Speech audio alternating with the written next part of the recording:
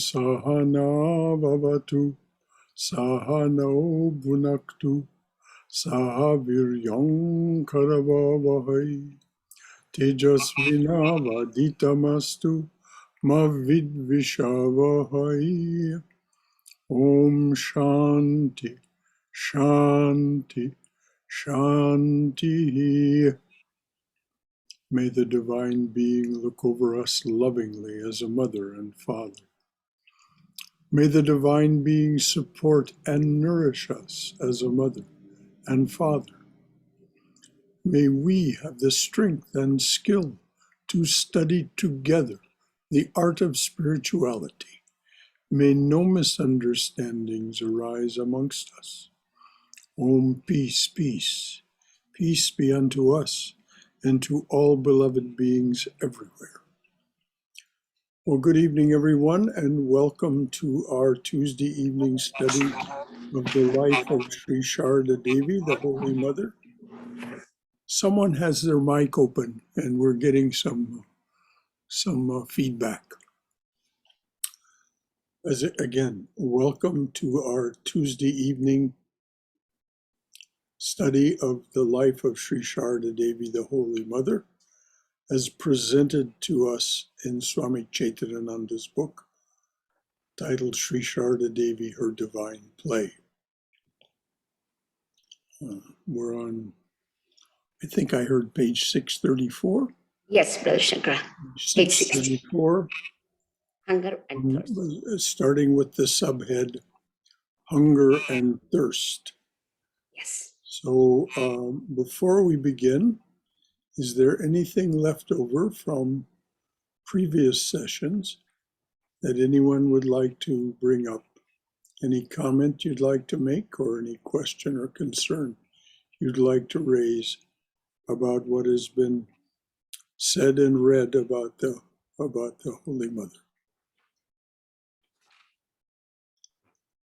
All right, Haima, please begin.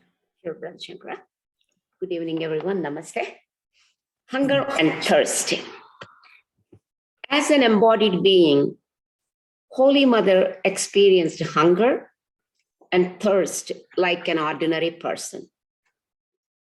In 1887, when the mother was 34 years old, she went to Kamarpakur with Yogananda and Golapma. They traveled by train to Burdwan and then walked 30 miles because they did not have enough money to hire a bullock cart. After walking 16 miles, the mother was hungry and totally exhausted. Golapma managed to make some khichuri in a roadside inn. After finishing the meal, the mother exclaimed, "Golap, what nectar have you prepared?" Now notice this. Golapma, of course, is understood to have been one of the gopis of the Rasa Leela episode in Vrindavan of Sri Krishna and Radha, Sri Radha. Holy Mother having been Radha. So Golapma asked for the boon to be born again with Mother. And so it's not at all surprising that they had this very sweet relationship, but that also Golap had the skill to prepare very, very good food. She was, after all, not an ordinary human being herself. So Golap, what nectar you have prepared. Thank you, Haima. Once in Jairambati, the mother was very ill from malaria. Swami Saradananda, Yogin Ma, and Golap Ma brought a doctor from Calcutta with fruit, special diet, and medicine. Holy Mother had an aversion to the food and special diet that Saradananda had brought from Calcutta. One day, Keshavananda's mother came from Kolpara to see Holy Mother. She brought some mena kota, that means parched rice powder mixed with the roasted sesame powder, a little chili powder, and salt. That's called menakota. She brought some menakota for her, thinking that it would awaken her taste buds and bring back her appetite. Every morning and every evening before going to bed, Saradeshananda inquired about Holy Mother's needs. One morning, the mother said to Saradeshananda, "My son, I feel hungry. Could you feed me?" She then whispered something to her attendant, Mandakini, who was lying on the floor. Mandakini left the room for a bit and then brought some menakota in a cane bowl. Holy Mother asked Saradeshananda to feed it to her. Perplexed, the Swami worried that the food would be bad for her. But when the mother insisted, he began to feed her. The mother's face was beaming with joy and satisfaction like an adolescent girl. She then drank a glass of water. The Swami put the mother back to bed, covering her with a chadar. We're moving to next subheading, disease and pain. Any questions? Let's just pause there a moment. Sure. The reason the Swami brought this to our attention was to let us know a couple of things. First of all, that Mother was an embodied being, and we can identify with her in her hunger and thirst. And also that she was able to say no to things. She was able to say no to some foods that didn't suit her, and yes to some foods that did suit her, like this special preparation of rice and sesame seeds and chili and so on.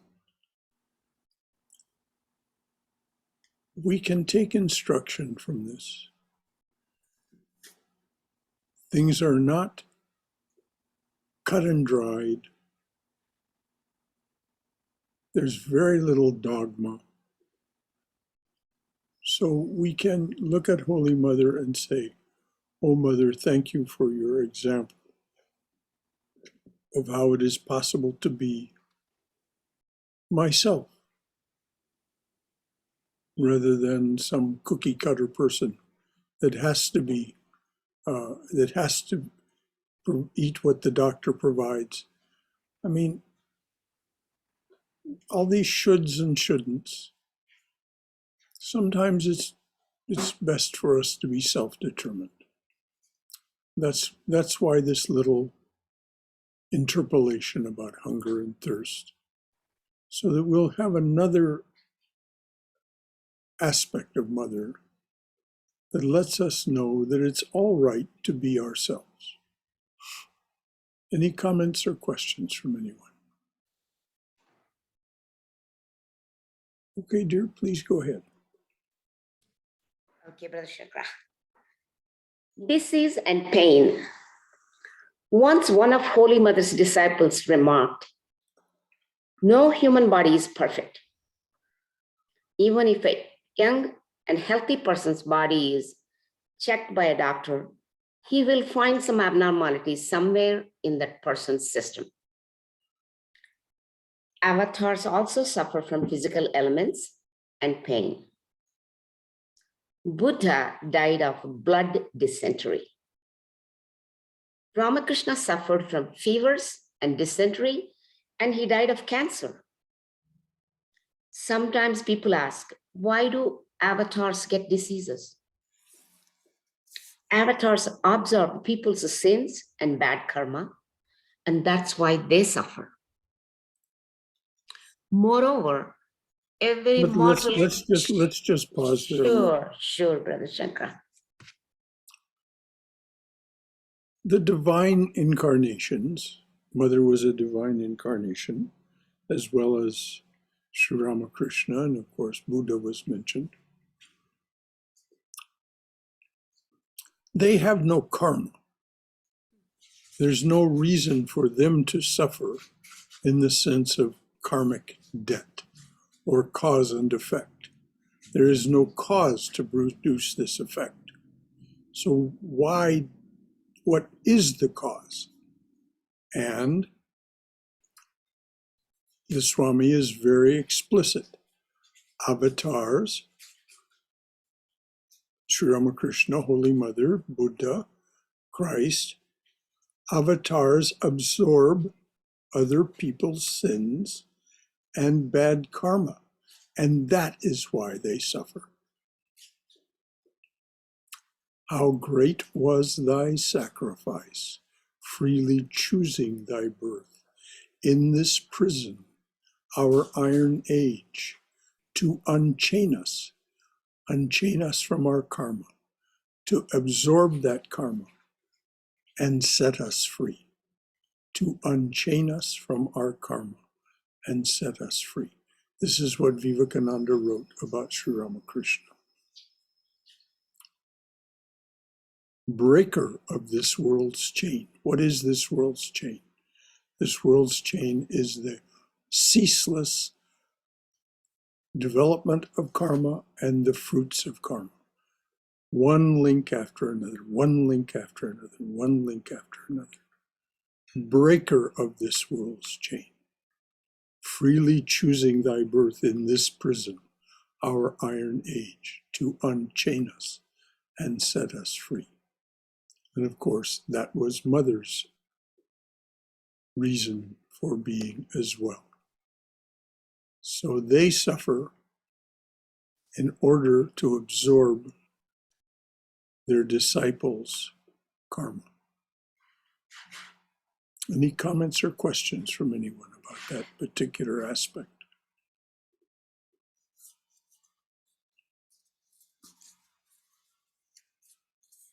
Okay, dear, read on.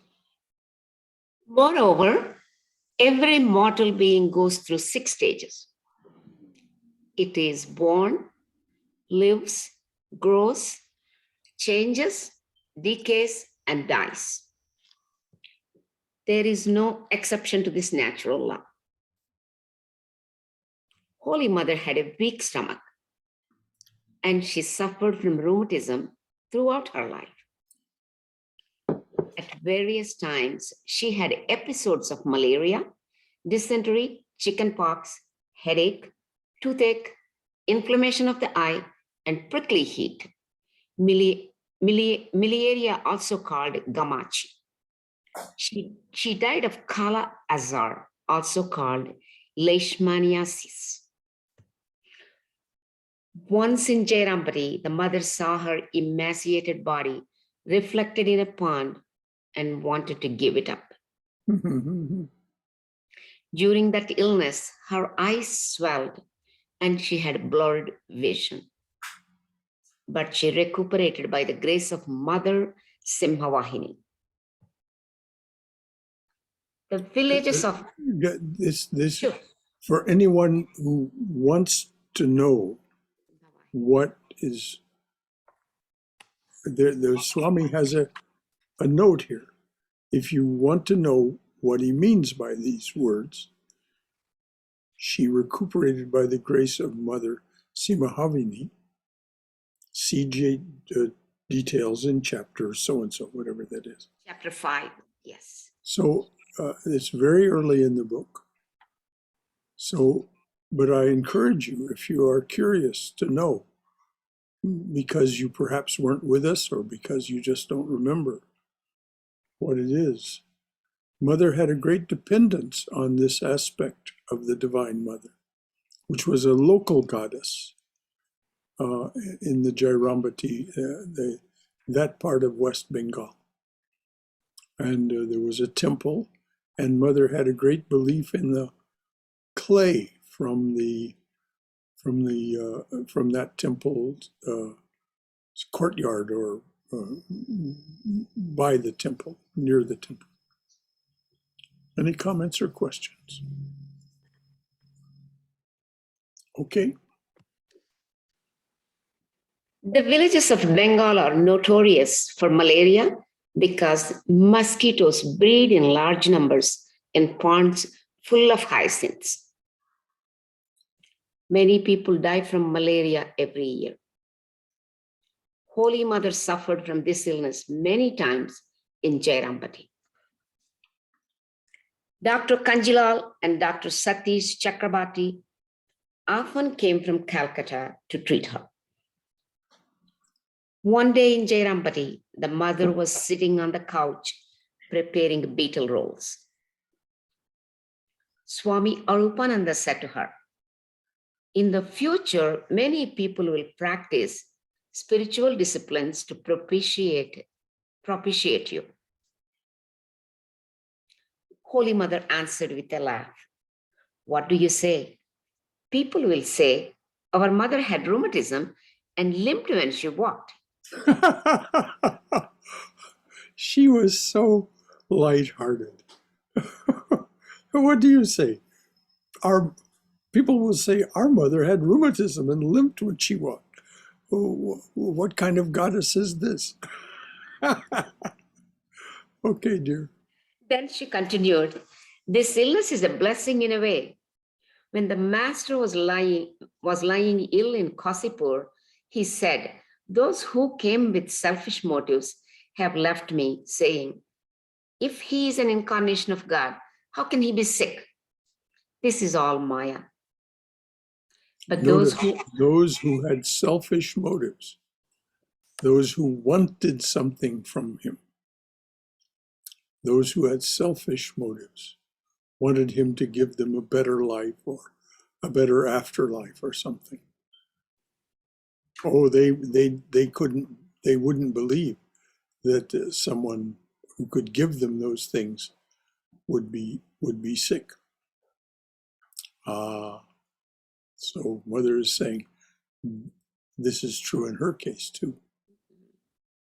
Please read that over again. Sure, I will. When the master, Holy Mother, let me start the paragraph. Holy Mother answered with a laugh, "What do you say? People will say, our mother had rheumatism and limped when she walked." Then she continued, "This illness is a blessing in a way. When the master was lying ill in Kasipur, he said, 'Those who came with selfish motives have left me, saying, if he is an incarnation of God, how can he be sick? This is all Maya. But those who are my own, their hearts break when they see my suffering.'" You see? That's the point. Those who are my own, their hearts break when they see my suffering.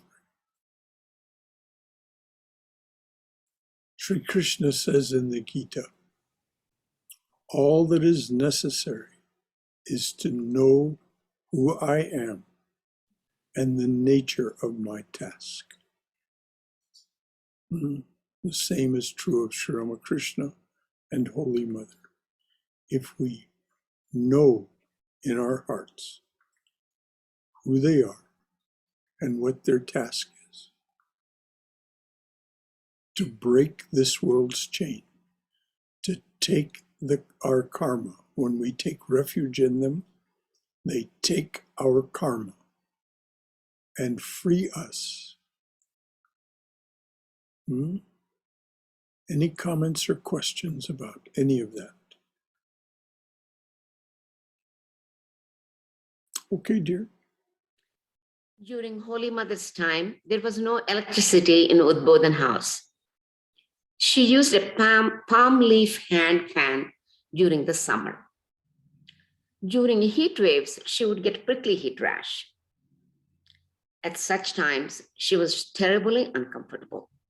Particularly when she had to wear the veil, when visitors would come, that she had to wear the veil. Oh, it was so uncomfortable for her. Yes. Once she was considering applying sandal paste on her body, but feared that the paste would give her a cold. Her disciple Sarajubala suggested that she use talcum powder to relieve the rash. Although it was a cosmetic item at the time, the mother agreed to use it. The next morning, Sarajubala sent the powder. Holy Mother applied it and enjoyed some relief. When Sarjubala came to Udbodhan house that evening, Holy Mother said to her, "Look, I used your powder and the prickly heat has subsided in some areas. Please apply some to this area that is aggravated. The itching is also much reduced. Sharath is also suffering from prickly heat. It would be nice if someone applied this powder to his body." Sarajubala said, "My goodness, who is going to tell him to use it? It is a luxury item used by fashionable people." Now talcum powder is the most ordinary thing. But in those days in Calcutta, it was a luxury item used by fashionable people. That's true. Holy Mother laughed when she heard this. In fact, the mother did not care for luxury at all. The mother had long, thick hair.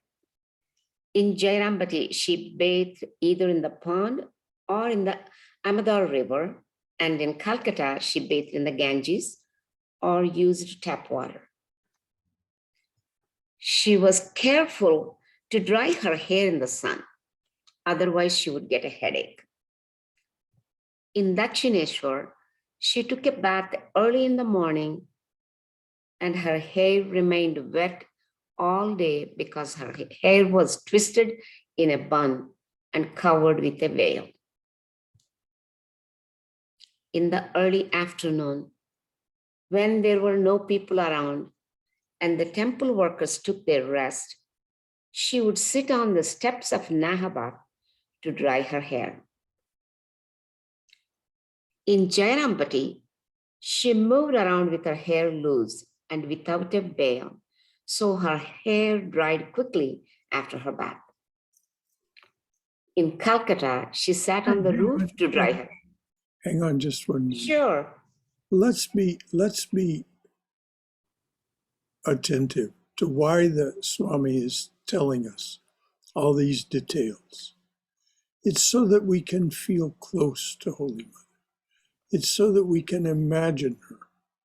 We can imagine her with her hair wet, with her hair drying in the sun.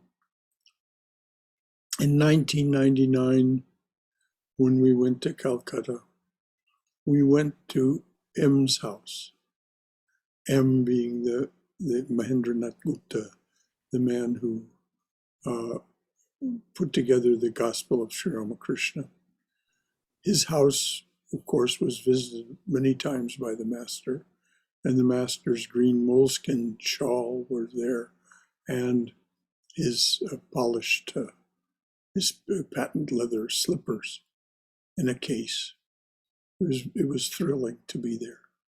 It was still in the possession at that time of M's grandson. Now just imagine, you knew your grandparents, how close you were to your grandparents. That's how close we were to Mahendranath Gupta. His grandson was there to show us around. One of the things he showed us was up on the roof. When Mother would stay there, and she did from time to time, she would go on the roof of his house to dry her hair after her bath. So it was so sweet, and you can still go there now M's house is in the possession of the Ramakrishna order, but you can still go there. So if you go to Calcutta, all you need to do is ask to make the arrangements, and you will be taken there. Any comments or questions from anyone about this, about why Chaitanananda is making such a point of Mother's care of her hair and all of that business? And also, Brother Shankara, I see this Mother acted in a way. In Calcutta, she acted the way she's supposed to. She had the hair twisted and then veil. And then in Jairambati, that's her village. She could be a little more freer than in the city. Right. That's what I think he was making a point, Oh, how yes. appropriately she behaves at certain places where Yes. she's a woman is supposed to be. We had those codes when we were growing up. I could Yes. relate to her so easily. And Mhm. she appropriately did exactly what she's supposed to be doing. Yes.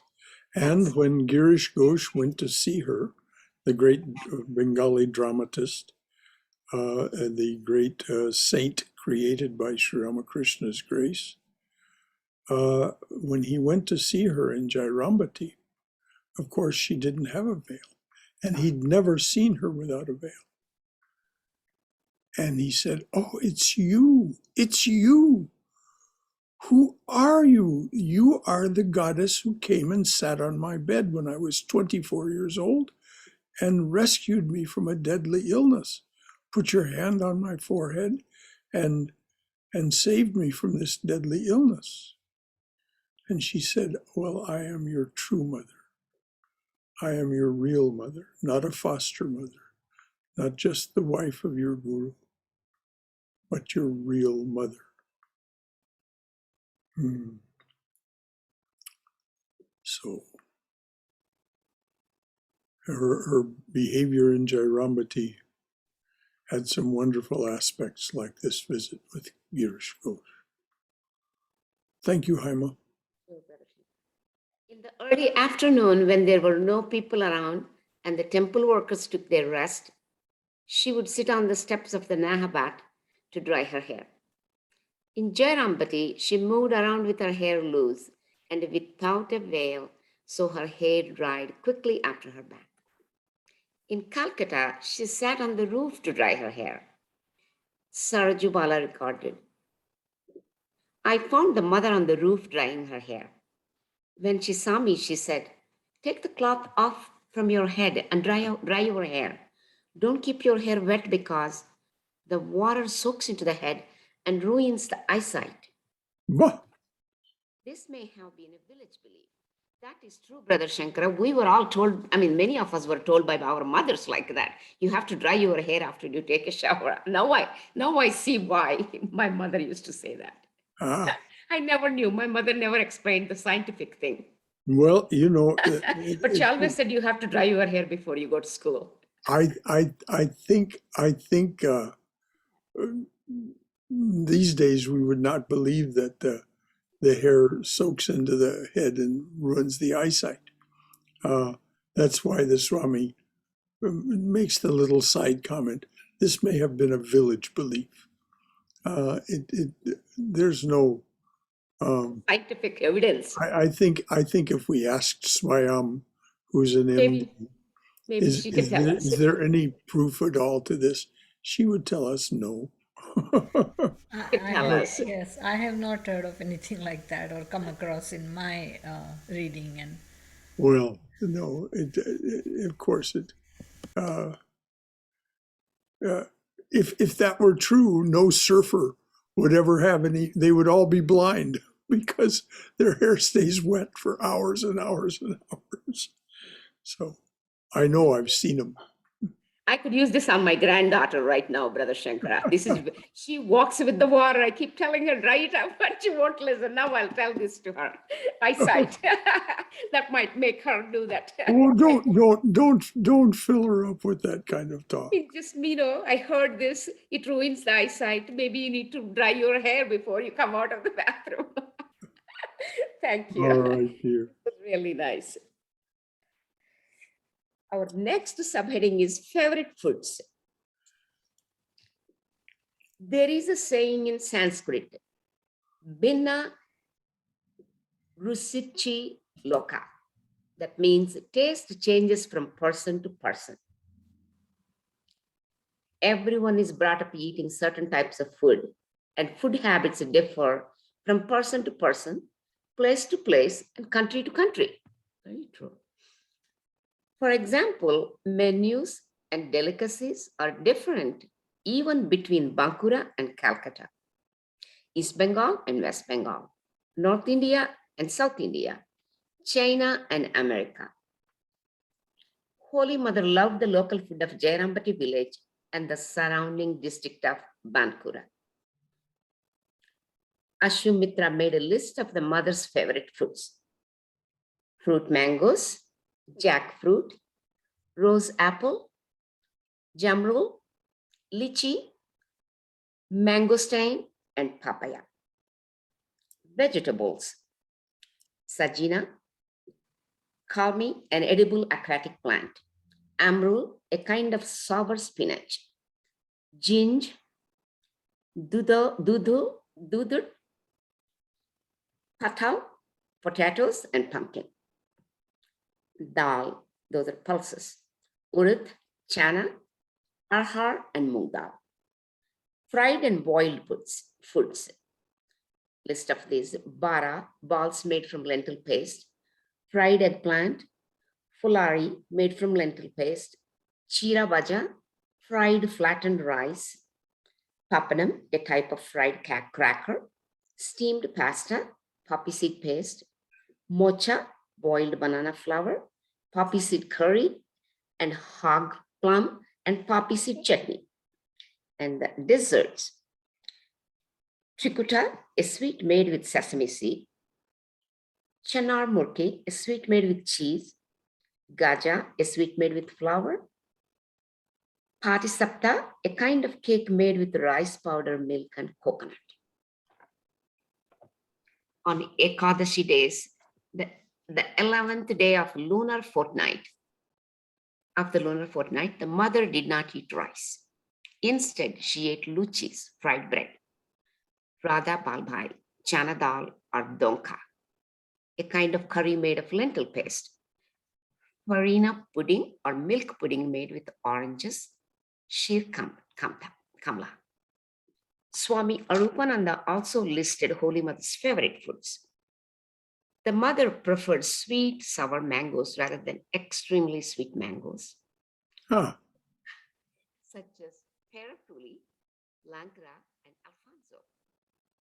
Among the spinaches, she liked gram spinach and radish spinach. As she sometimes suffered from dysentery, Kaviraj Durga Prasad Sen asked her to eat emerald spinach, a sour spinach, as an antidote. Swami Premananda supplied emerald spinach from Belur Math. She loved fried things such as beguni, fried eggplant, dipped in batter. Fulari, made from lentil paste, hot lentil bara, a lentil chop fried in oil, potato chop, juri baja, a kind of crisp snack made of lentils and other fried things.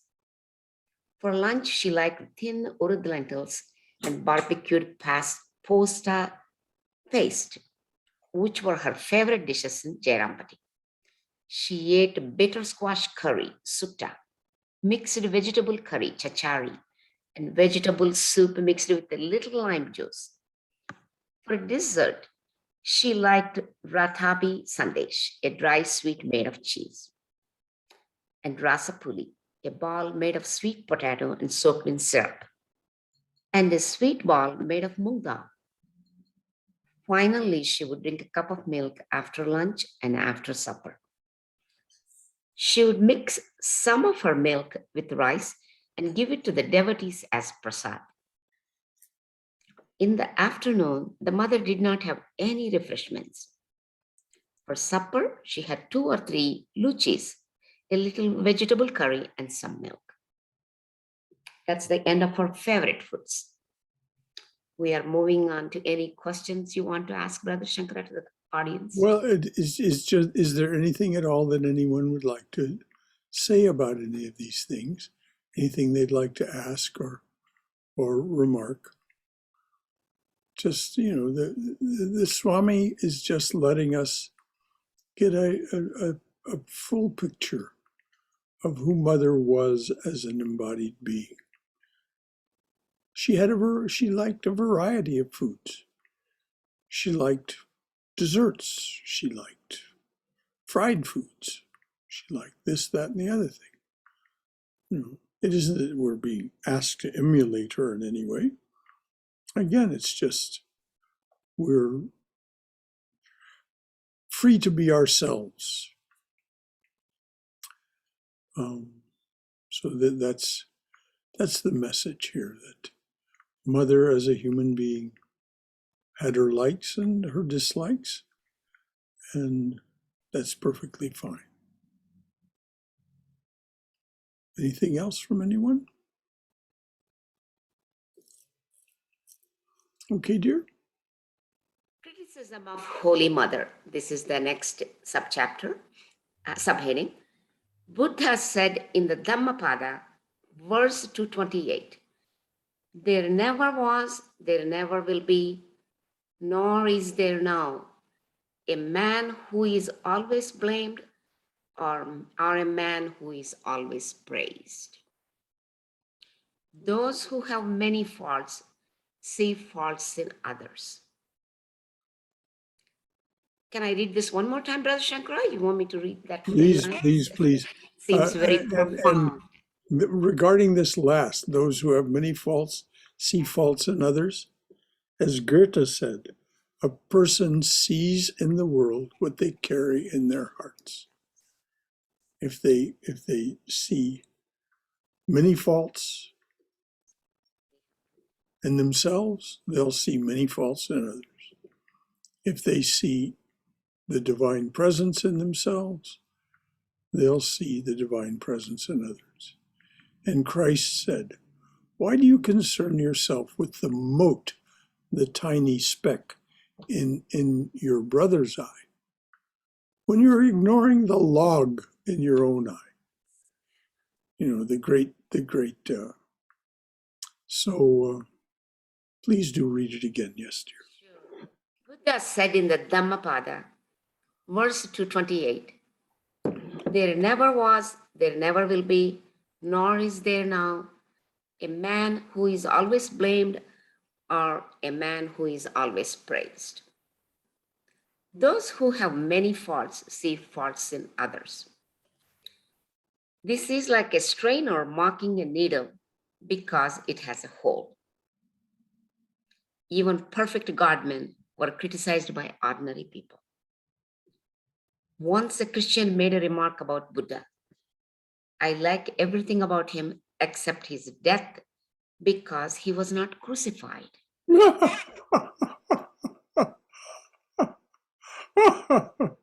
Oh my goodness. Oh my. Okay, dear. Holy Mother prayed to the Lord that she might not see faults in others, and her prayer was answered.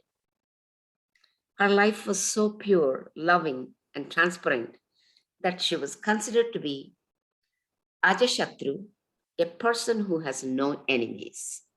Well, please, let's not slide right by. Mother prayed to the Lord that she might not see faults in others, and her prayer was answered. Let those who have ears to hear. If indeed this is our desire, then we may pray. And every one of the avatars has said, if you pray, you will receive. If your prayer is sincere and persistent, you will receive what you're asking for. Any comments or questions about that?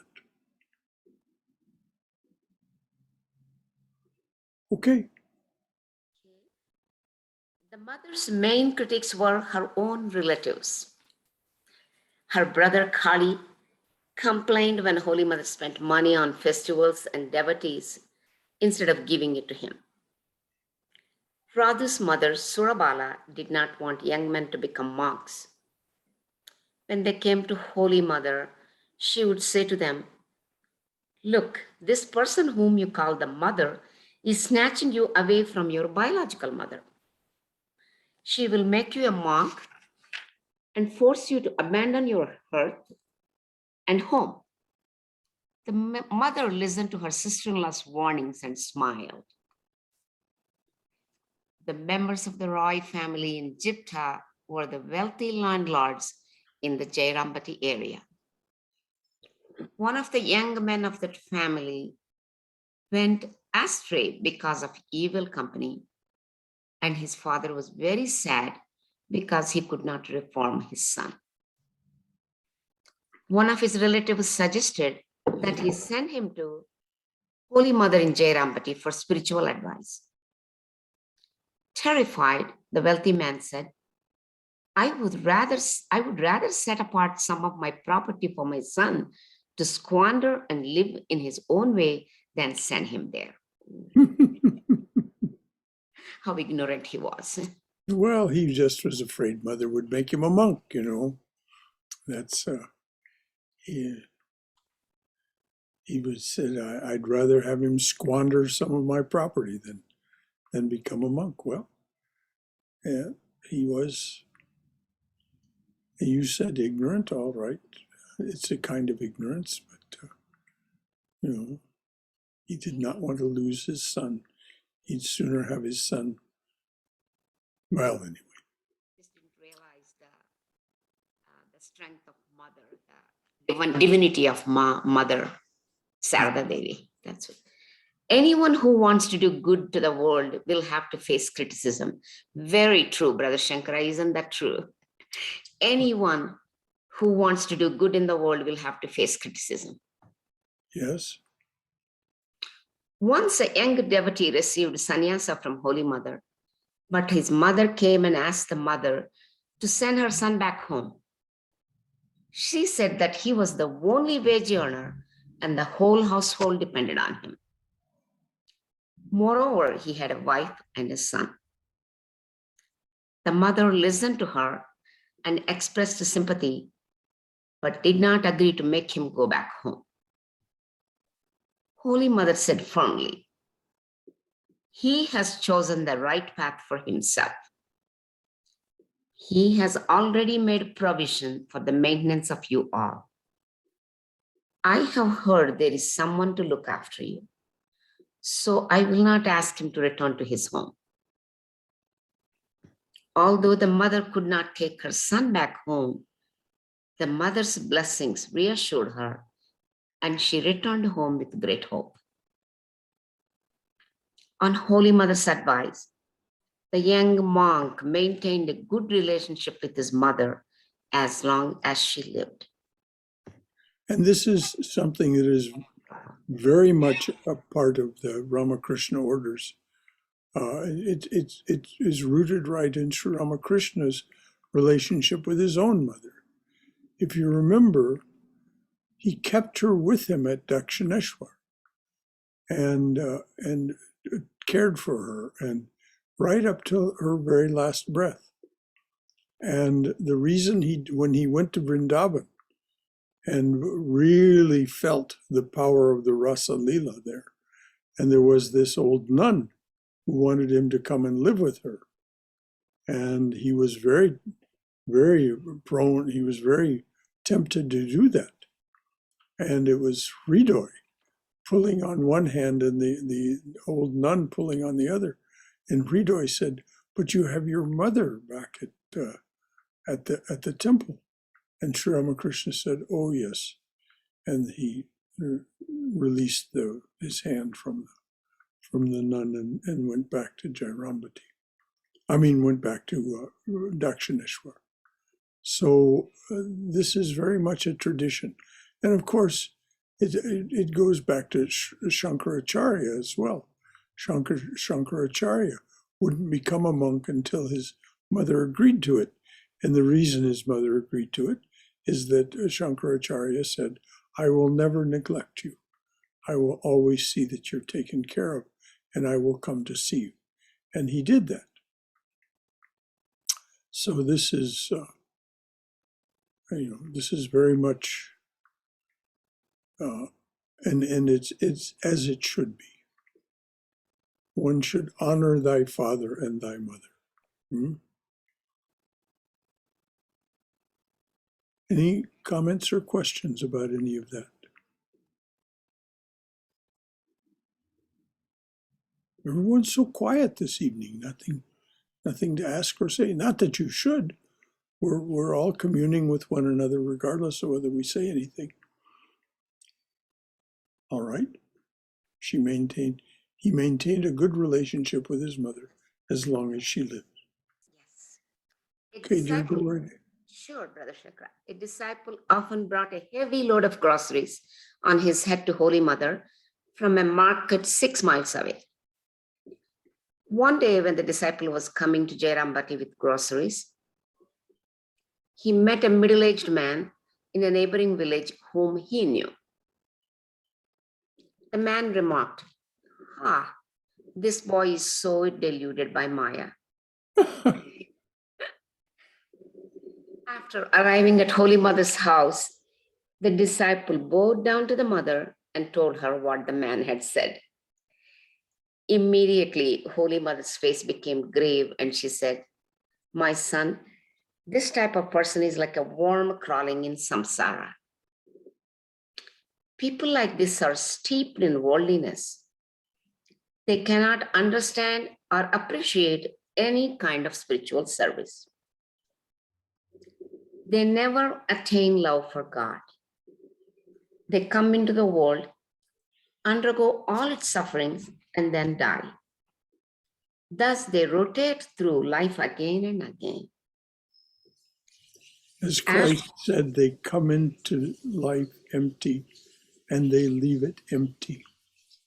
This is one of the quotes that was read on Sunday from the Gospel of Thomas. These people come into life empty and they leave life empty, lifetime after lifetime. Okay. Thus, they rotate through life again and again. After passing through endless sufferings of many births, when their minds turn towards God, His grace dawns. Only then do they attain liberation. The disciple listened to the mother in utter astonishment. So would you read that all again, please? Definitely, I'll read the whole paragraph. A disciple often brought a heavy load of groceries on his head to Holy Mother from a market 6 miles away. A heavy load of groceries on his head, walking 6 miles. This is not, and you know, it's hot in It is in West India. Bengal. Yes. You know, it's hot and it is humid. And it is the roads are not, and particularly in those days, the roads were not easily passable. So this was quite an austerity for him. You know, walking 6 miles is no incidental thing in any situation. He walked it with this load of groceries on his head. So please start again, dear. Sure. A disciple often brought a heavy load of groceries on his head to Holy Mother from a market 6 miles away. One day, when the disciple was coming to Jairambati with groceries, he met a middle-aged man in a neighboring village whom he knew. The man remarked, "Ah, this boy is so deluded by Maya." After arriving at Holy Mother's house, the disciple bowed down to the mother and told her what the man had said. Immediately, Holy Mother's face became grave and she said, "My son, this type of person is like a worm crawling in samsara. People like this are steeped in worldliness. They cannot understand or appreciate any kind of spiritual service. They never attain love for God. They come into the world, undergo all its sufferings, and then die. Thus, they rotate through life again and again. After passing through endless sufferings of many births, when their minds turn towards God, His grace dawns. Only then do they attain liberation." The disciple listened to the mother in utter astonishment. And you want me to move on, Brother Shankara? No one seems to have a comment or question, so we might as well.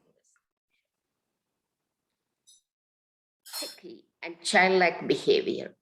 Is that picky, Brother Shankara? P-I-Q-U-E? Peak.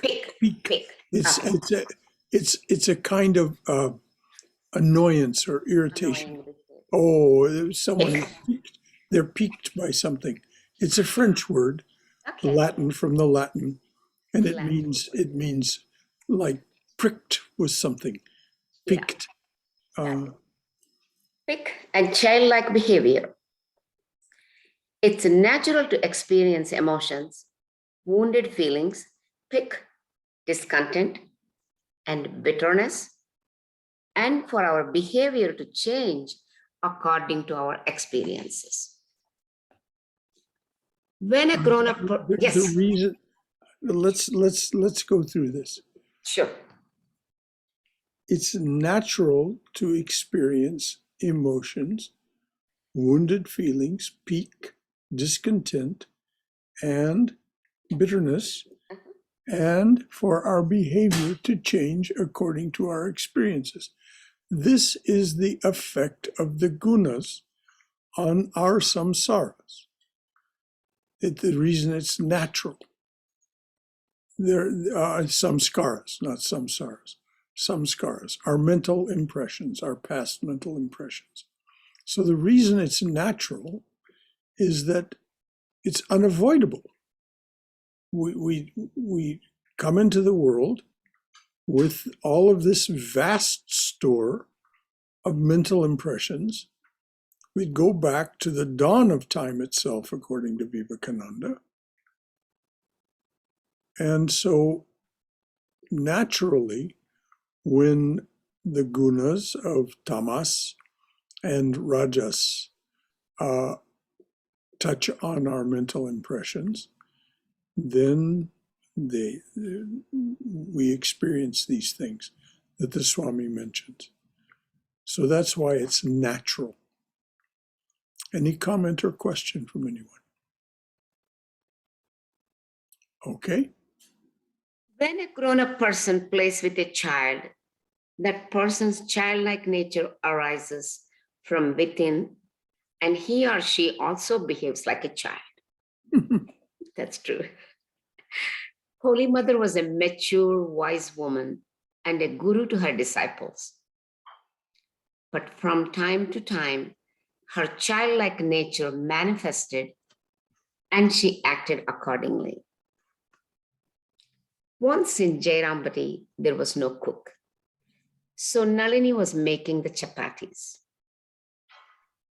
Holy Mother and Saradeshananda were rolling the dough. While baking the chapatis over a fire, Nalini remarked, "Aunt, your chapatis are not puffing up well." Holy Mother became as annoyed as a little girl. She set aside the rolling pin and said, "Well, here is your rolling pin. If my chapatis are not properly flattened, I will not roll anymore." Saradeshananda reassured the mother and fervently begged her to roll more chapatis. Holy Mother said, "I've been rolling chapatis all my life. And today this girl says that my chapatis are not up to the mark." Saradeshananda said, "Mother, your chapatis are fine. How does Nalini know which ones are yours and which ones are mine? We are putting our chapatis on the same plate. She's blaming you for nothing. Mother, you're rolling very well." Holy Mother was mollified and began to roll chapatis again. Swami Gaurishwarananda recorded a similar incident. One day in Jairampati, there were a good number of male devotees, but not a single woman devotee. The mother gave me a large quantity of flour that I kneaded into dough. Mother said to Nalini, "You bake the chapatis. Rami, later Gaurishwarananda, and I will roll them out for you." The mother rolled one chapati at a time on her small marble chakki disc with a small rolling pin of ebony, while I rolled 3 at a time on a large wooden chakki with a thick wooden rolling pin. The work was going on quite smoothly. Nalini suddenly commented, "Aunt, Rami's chapatis are puffing up better than yours." This Nalini was a was a pip, wasn't she? Sure is. No sooner had she uttered these words than the mother set aside the chucky and the rolling pin and stopped working. In a wounded voice, she said, "Here I am, grown so old, after having rolled chapatis all my life, and Rami, a mere child born the other day, rolls them better than I do. I'm not going to roll any more chapatis. Let him do it." So there sat mother, her chucky and rolling pin set aside. I too set aside my chucky and rolling pin and got up. I told the mother, "If you don't roll chapatis, I won't either. I'm leaving." The mother realized that if both of us did the work together, it would be done quickly and there would not be any delay in offering food to the master and serving the prasad to the devotees. So she resumed rolling chapatis. I challenged Nalini. Two of us are together supplying chapatis to you. How could you tell the mothers from mine? Can I ever roll chapatis better than the mother? Why do you make unnecessary comparisons? And there's the key question. It's just a careless way of thinking produced by the gunas in Nalini. Here she's just being, contentious, officious, and saying to the mother, this boy is making better chapatis than you. Why does she need to say any such thing? Why do you make unnecessary comparisons? Indeed. Okay, dear. As Holy Mother was always surrounded by people in Calcutta and Jairambati, she sometimes went to relax in the secluded Jagadamba Ashrama, which was located in Kolpara. Swami Parameshwarananda recalled, while living in Jagadamba Ashrama, the mother sometimes behaved like a young girl. A swing was set up there. Occasionally, the mother enjoyed swinging, and the devotees would push her. The women devotees would also swing and let Holy Mother push them. Thus, in that joyful atmosphere, the mother would get some rest. Now, that is just such a, let's just hold that image to our hearts. Mother being pushed in a swing by the devotees. And I think we'll leave it there. It's about 5 more minutes we have, Brother Shankara. 5 minutes? Oh, no, I have only 2 minutes. Yeah, 2 minutes. 2 minutes, yeah. 2 minutes, exactly. If you want, I'll finish that little paragraph and then stop there. Okay. That's the end of the subheading. Ashwamitra wrote, one day in Jairambati, the mother went to the pond to bathe. She carried a pitcher of water on her waist, like other village women. When I asked whether she knew how to swim, she replied that when she was young, she learned to swim like other village girls. They turned their pitchers upside down and then hold on to them and paddle.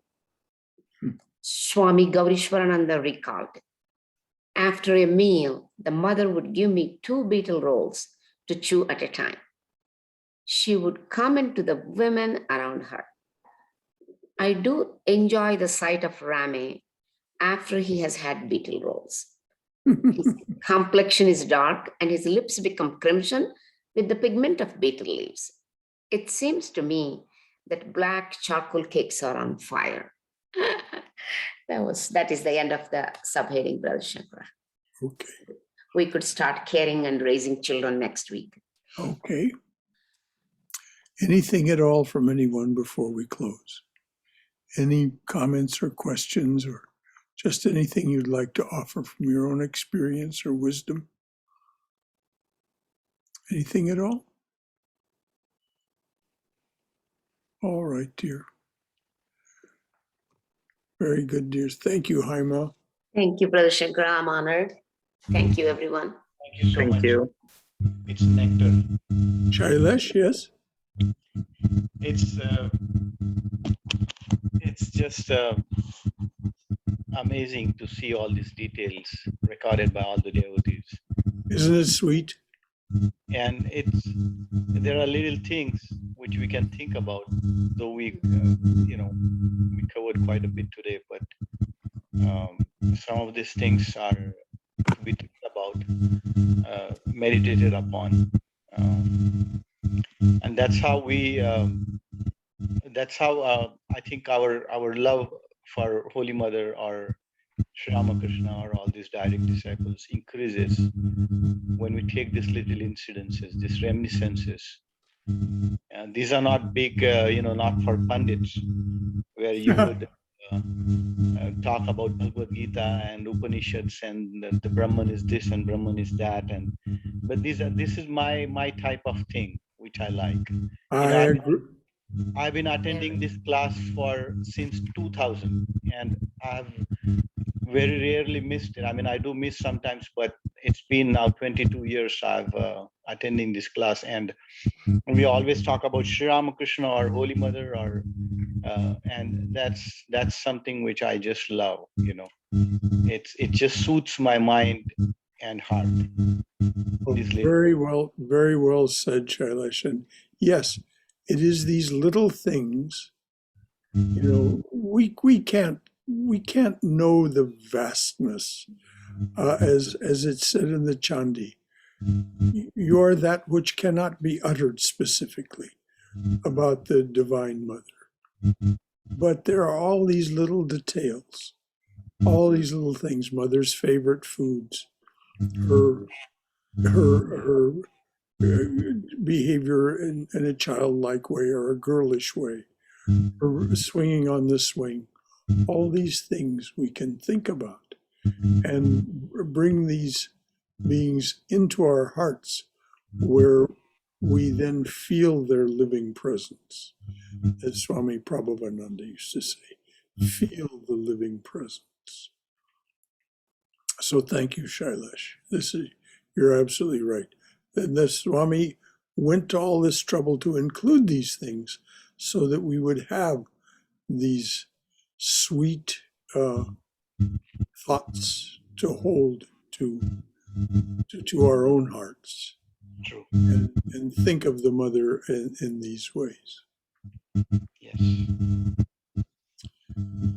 So,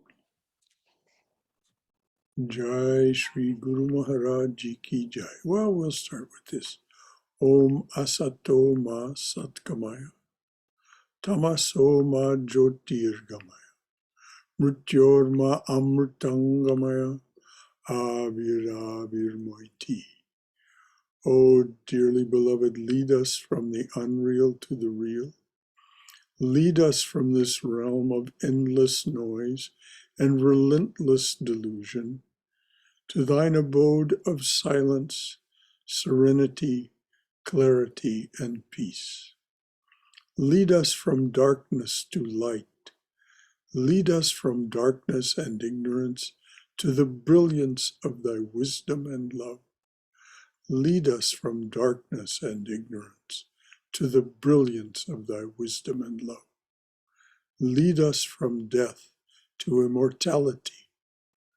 Light us through and through, light us through and through with thy everlasting, shining presence. Hari Om Tat Sat. Jai Shri Guru Maharaj Ji Ki Jai. Durga, Durga, Durga. May we be safe. May we be healthy. May we be cheerful.